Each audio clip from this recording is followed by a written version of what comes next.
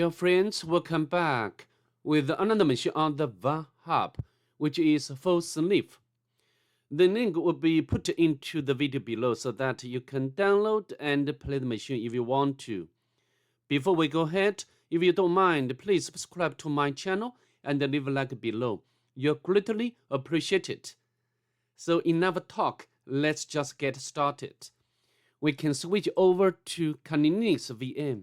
First of all, we need to discover the IP address of the target. The utility I'd like to use, as always, would be netdiscover. As you can see over here, the IP address has been recognized as 252.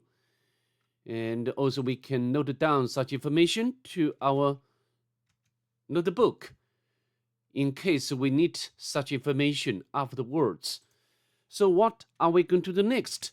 We need to do port and surface scanning with the map.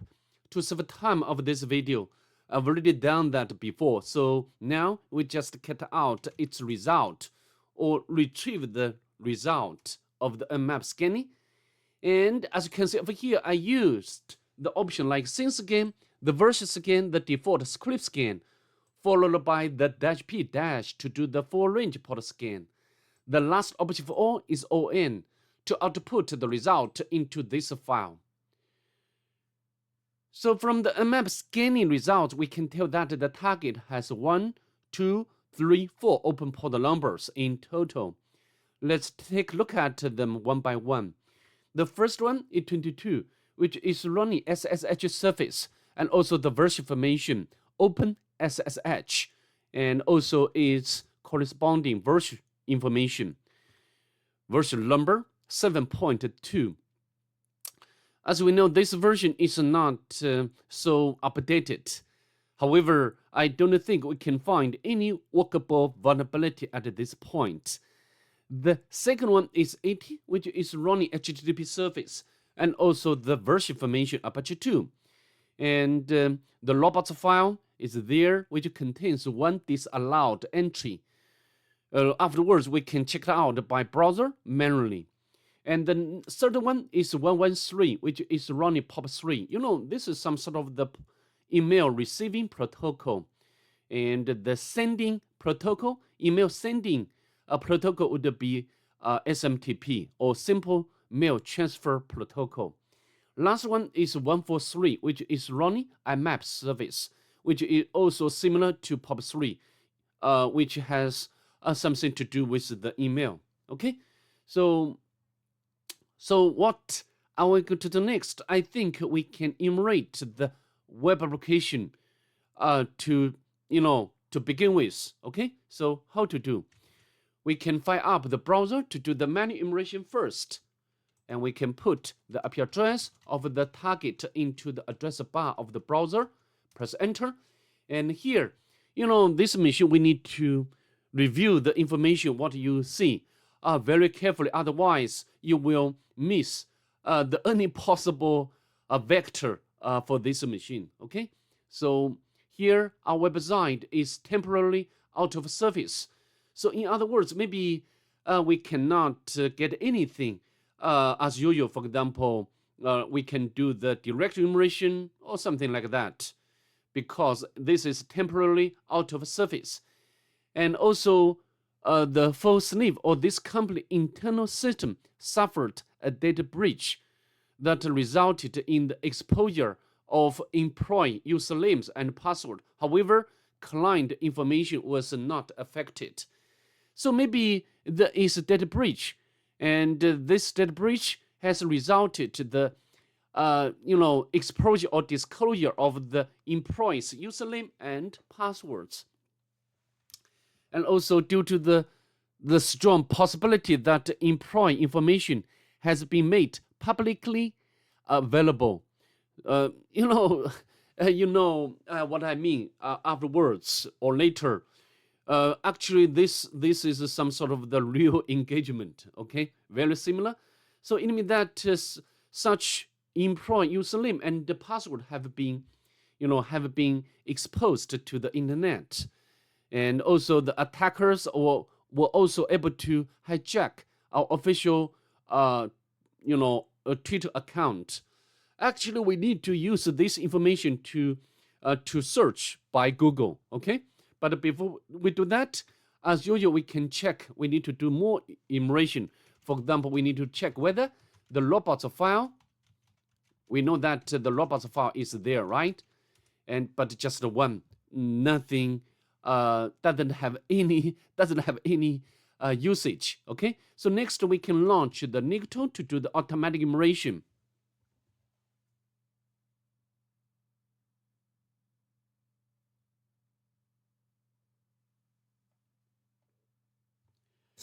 And found the images, and we can access this directory, images, and we can download all pictures to our working directory. Save image, save, and similarly save, and next one, save. Okay, so next I think we can use some sort of the image analysis techniques to analyze these downloaded pictures or images.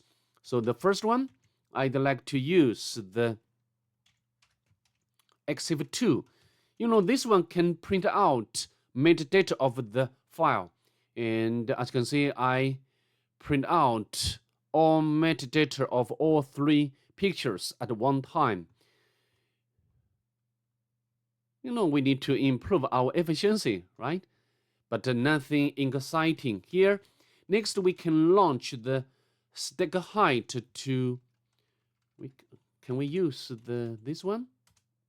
Oh, cannot support the wildcard, which is okay.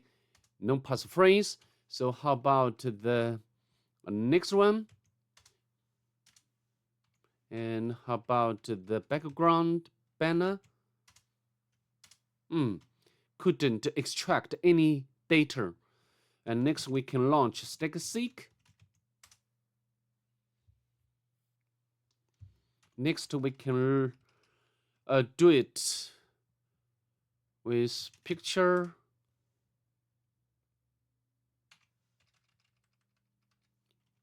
Banner. So nothing has been found by such techniques. Actually, this is not actual, direction in terms of the penetration. Okay, so next we can launch the GoBuster to do the directory immersion, and we found something like read, and we can copy. So we can port number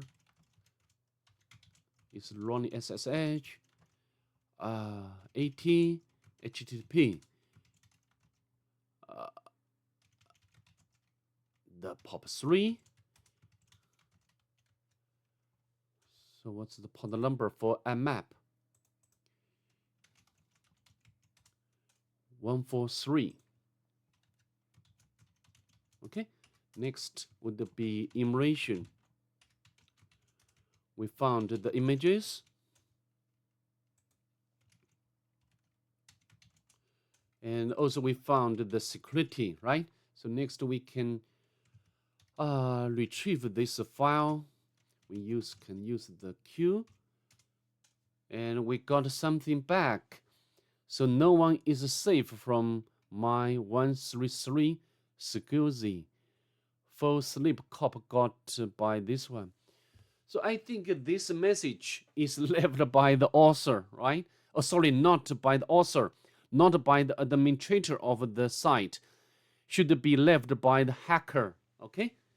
And so this is the name of the hacker, or the maybe group name. We can copy and put over here the hacker.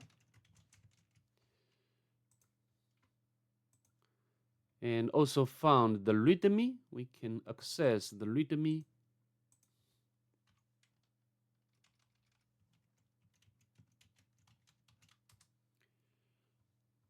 Some information about the template. So nothing useful. So how about assets? Let's access this directory. Some, usually assets would be the container of some static files like JavaScript file or code, and also like CSS files, and also the images. But in most cases, we cannot get anything useful from such directory, okay, assets. So actually, we cannot get anything useful from the GoBuster. Anyway, we need to do that in case we miss something important. So now, the most valuable information what we got would be from the manual enumeration when we walk through the site, right? And just you can see over here, the employee's credential, username, and password have been exposed to the internet. And then, of course, we can go to Google to make some search, and then you can get the link. You should be getting a link which contains such employee's credentials. Sorry, my bad. But I don't know who, or maybe the author of this page, or maybe by any other guy, this page has been removed. So we cannot access such information. Even, this information should be the only attack vector for us. Okay? So, in order to continue this penetration, I need to get the copy of these credentials. As you can see over here, this information. And as you can see, this should be the email address and also followed by the hashed or the hash value. And you can use different way to identify the hash. For example, we can use the hash identifier. This is the will be installed by default on the Linux. Okay, so from this one, we know that the possible hash would be MD5. Also, we can use hashcat with the show option to display the possible hash, and would be the MD5 or MD4. But sometimes we need to integrate different ways to identify the type of hash. And in this case would be the MD5. So next we can launch the John the Ripper to crack it. And we can use the word list. I prefer to use John the Ripper rather than hashcat, because John the Ripper, one of feature of the John the Ripper is that John the Ripper can automatically identify the hash type, not like hashcat. Hashcat, we need to explicitly specify the hash type. So now we can press enter. However, as you know, the John the Ripper will try to or attempt to use different hash type to crack. However, John the Ripper actually didn't do anything. Even the real cracking was not started. Okay, so in some special cases, we need to specify the hash type manually. Okay, and as we know, the hash type would be MD5. However, in order to get the actual or the complete name of the hash type, of course you can use Google, but for me, I always use this way. And we can use the list and the formats, because John the Ripper can support so many different types of hashes, so many. And we are just interested in MD5, so we can use the grep command to filter out the result. And this one is what I'm looking for. So now we can use the format option to specify the hash type and press enter. Because I've already cracked them before, and just remaining one password hash was not attacked. So to display the cracked password, we can use the option show cracks. However, another very important point I'd like to raise for you guys, if you only use this one, when you launch John the Ripper with the format option, and if you want to retrieve the afterwards, if you want to retrieve the cracked password, also you need to specify the format. This is some small technique. Okay, press enter. As you can see, we got the username and password. So maybe we need to filter the last line. So how to do? We can copy, and we can, for example, the hashes. Okay. Oh, sorry. We should modify the name. Hashes. This should be employees info. Okay.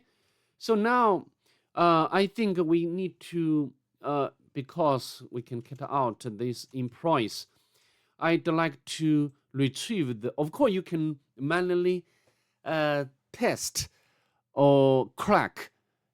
Just now, we know that the target has POP3 service running.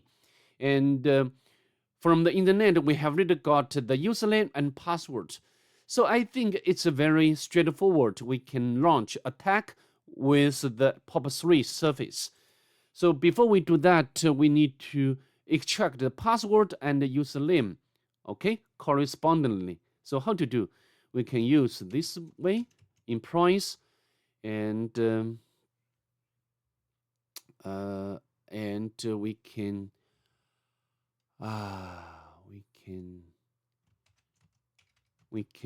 AWK.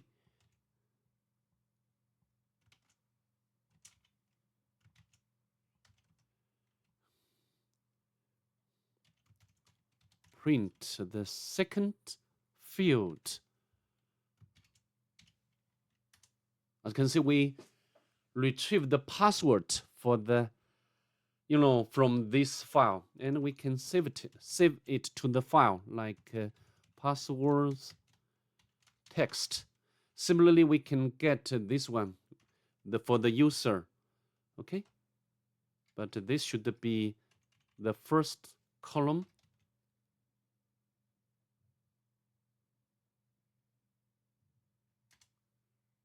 Okay. However, I think we just want the username. We need to remove the suffix. Okay. So how to do? Very easy. We can AWK.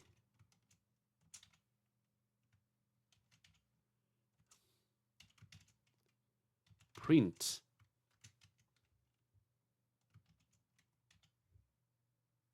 Okay. Now we can save to usernames dictionary. Now we can launch the Hydra to crack user and password dictionary and POP3. Press enter because the username and the password dictionary are very small. So this will not take a long time.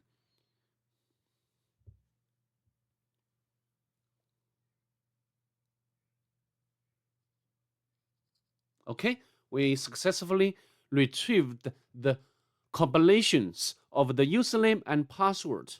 Okay, so we can note down such information. We can, what I'm doing, we can copy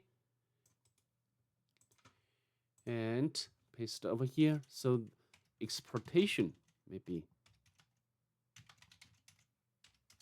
and we can the POP3 creds. Okay, and alternatively, we can use the Metasploit to crack the password. So let me show you. As a pen tester, we need to grasp techniques or utilities as many as possible. because this will help our, help to improve our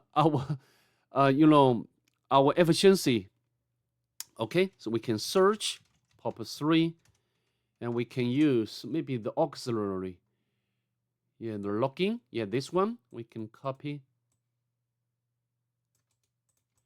We can use this module, and then we can show options. We can set the remote host to our target, and also we can set the username dictionary. Sorry, user file. This would be usernames. Set the user pass file passwords. Okay, and then let's run it to see whether we can crack the password for the POP3 surface by Metasploit.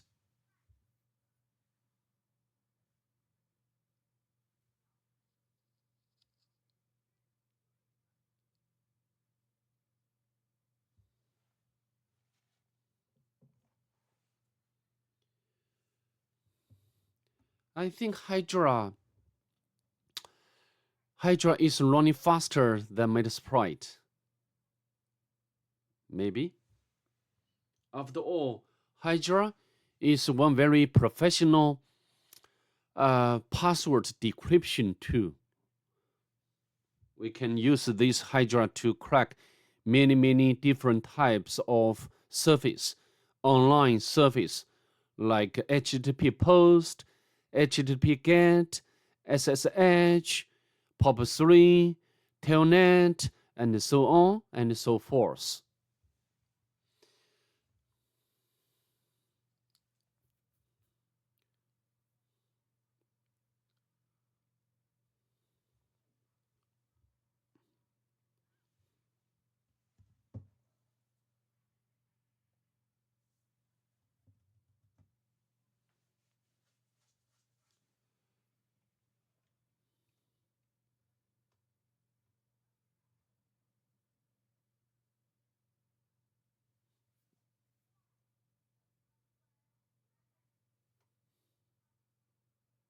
Oh, sorry, I made misconfiguration.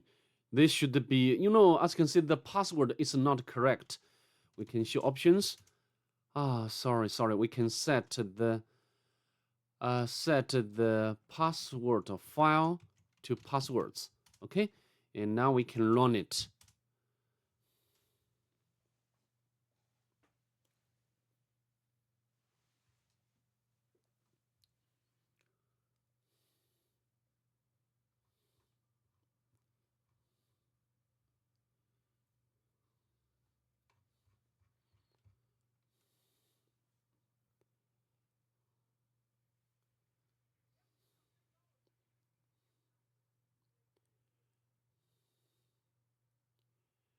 So we can let it run, and we can proceed to save the time of this video, right?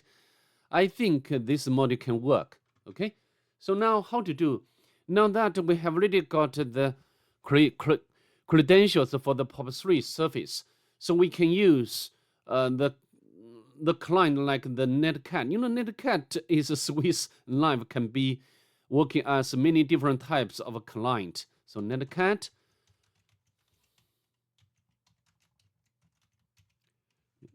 I like to make it bigger. So we, of course, if you're not very familiar with the email commands, you can use Google to make some research. But for me, command, we just need to know some basic command like a user. We can provide the username. The username should be this one. We can copy. Saina. Press enter, and the pass would be this one.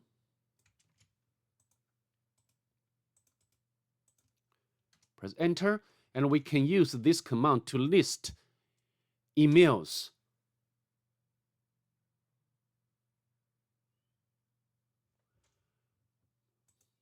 Maybe the POP3 surface is, yeah, as you can see now, there are 2 messages in total. We can use retrieve, retrieve.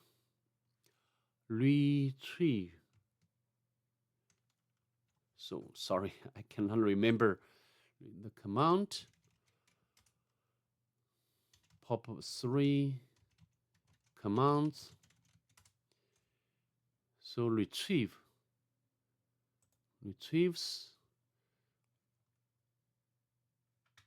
should be RETR. Which one? Retrieve. Oh yeah, this one. Retrieve 1, and also retrieve 2. So now we got very important messages. So a few days ago, blah blah blah, we have been instructed to perform blah blah blah, and also the temporary password for SSH is this one. So I think this message was sent from this user's DOM to all, and we can copy. Because on the home page of the site, it was saying the internal system has been affected or impact, and so the password should be recreated or changed. So I think this message is for this purpose. We can copy and put over here. And the next message. So this message, Pakistan, and to Saina, you missed out from this user, Devin. You should have seen the brass lay into AJ today, blah, blah, blah. I don't know, blah, blah, blah. Let me explain the tone of my meeting with the management. Face-saving mail. I'll read it. So I think this message, I think is generally talking about this guy. This guy, Basketing, didn't read the email yet. In other words, his password, this password or temporary password, has not been changed yet. So I think now we can use these credentials to access the target, and we can copy the username and password here. Okay, so now we can quit. Okay, SSH, and paste over here. And we can copy the password, very long password. Paste in here. So next we need to do, here, welcome to Fowsniff corporate server, some banner, okay? And next we need to do some local immersion, like the term, nothing here. How about the bash history? Oh, sorry, cat bash history. Okay. Sorry, I think please ignore these commands. Okay. Actually, we need to go to the opt directory and go to the cube. And you can find this shell script. Originally, this script is, some, to print out the banner. And the current user, this user belong to this group, and this group have permission to modify this script. So then we can append this, for example, some reverse command to this shell script, and then we can disconnect the SSH and then connect it again, and think we can get the another or spawn another shell. Okay, if you cut out this shell script, sorry about that. When you do this machine, the content of this shell script will not be like this. Okay, just some print out some banners. So I've already done that before. So now I assume that we have already, manipulated this shell script, and we can. Doesn't work. And now we can open new tab, and we can set up the listener on the Kali Linux, and then we can disconnect the current shell and SSH to the target again. We can copy its password.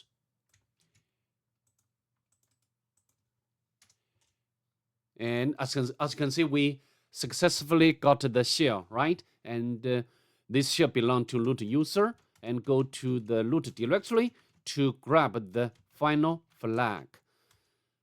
And let's go back to the Metasploit. So why it takes so long time?